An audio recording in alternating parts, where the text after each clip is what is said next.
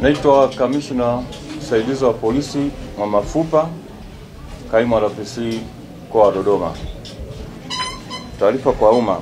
Jeshi la Polisi mkoa wa Dodoma linadhibitisha kutokea kifo cha Emmanuel Mathias Matebe maarufu kama MC Pilipili, mkazi wa Swaswa jijini Dodoma na Dar es Salaam, ambapo Novemba 16, 2025 majira ya saa 9 mchana marehemu alifariki katika kituo cha afya Ilazo kilichopo Dodoma.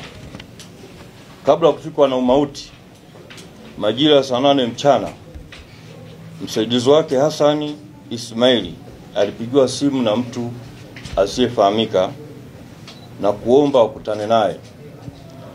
Na baada ya muda walifika watu watatu asiowafahamu wakiwa na MC Pilipili ndani ya gari dogo jeupe, na walimkabidhi MC Pilipili akiwa na hali mbaya na wao wakaondoka. Uchunguzi wa awali wa Jeshi la Polisi kushirikiana na wataalamu wa afya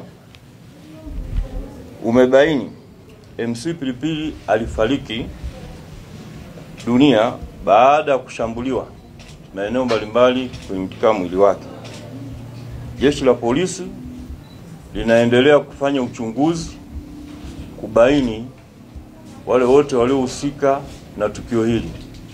Mara baada ya kuwapata, taratibu za kisheria zitaendelea dhidi yao. Asanteni.